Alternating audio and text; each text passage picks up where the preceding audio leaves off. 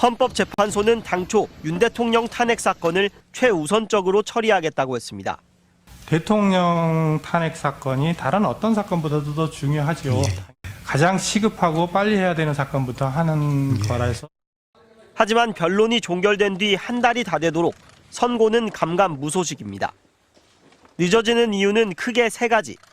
우선 전원일치 도출을 목표로 하기 때문이라는 분석이 나옵니다. 마은혁 헌법재판관 후보자를 임명하지 않은 건 국회 권한을 침해한 것이라는 결론을 시작으로 최재해 감사원장과 검사 탄핵 사건까지 헌재는 연이어 8대0 일치된 결론을 도출했습니다. 윤 대통령 사건 역시 만장일치를 목표로 평일을 이어가고 있을 가능성이 제기되는 이유입니다. 윤 대통령 측이 집중 제기한 절차적 쟁점에서 재판관 의견이 조율되지 않았을 수 있다는 관측도 나옵니다.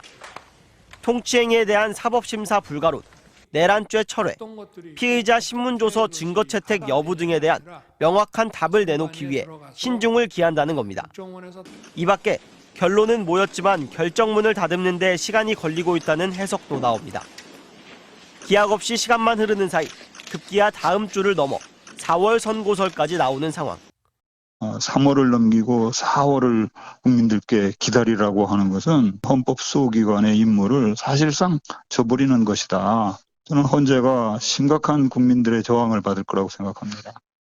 헌법학자 다수는 윤 대통령 파면에 대한 재판관 이견은 없을 거라고 전망하면서도 국민의 인내가 임계점에 다다르고 있다는 점을 특히 우려했습니다.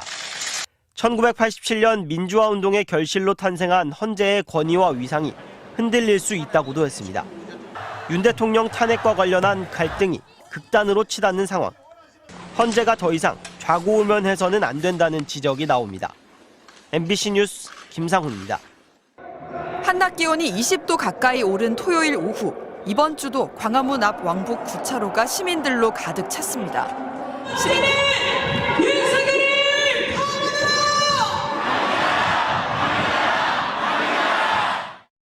시민들은 오늘도 집값 파면이 적힌 피켓과 각양각색의 깃발을 들고 거리에 나와 헌법재판소의 조속한 탄핵 선고를 촉구했습니다. 계속해서 바라고 있던 게 정말 빠른 판결이었는데 지금까지 계속 늘어졌잖아요. 그래서 이번 주말이 마지막이어야 한다고 생각하고요. 실제로 구테타를 실행에 옮긴 윤석열은 아직도 파면되지 않고 시간을 이렇게 질질 끄나 3월을 넘기면은 이거는 전략이다 이런 생각에서. 또 윤석열 대통령 체포영장 집행 방해 혐의를 받고 있는 경호처 김성훈 차장 등이 어제 또 한 번 구속을 피하게 된 상황에 대해 비판과 우려도 쏟아냈습니다. 경호처 영장이 기각되는 걸 보고 정말 너무너무 큰 고장이 난 거 아닌가 이 나라가. 도대체. 또 극우 시위대가 야당 정치인을 향해 달걀을 던지는 등 폭력과 충돌 수위가 격화하는 상황에 헌법재판소도 책임이 없지 않다는 지적도 나왔습니다. 나라가 두 쪽이 나고 있는 상황에서도 판결을 안 하고 계속 미루고 있는 이런 부분이 너무 헌법재판소도 정치적인 판단을 하는 게 아닌가. 시민단체들은 다음 주에도 윤 대통령 탄핵 선고까지 시민들과 함께 매일 저녁 집회에 나서겠다고 밝혔습니다.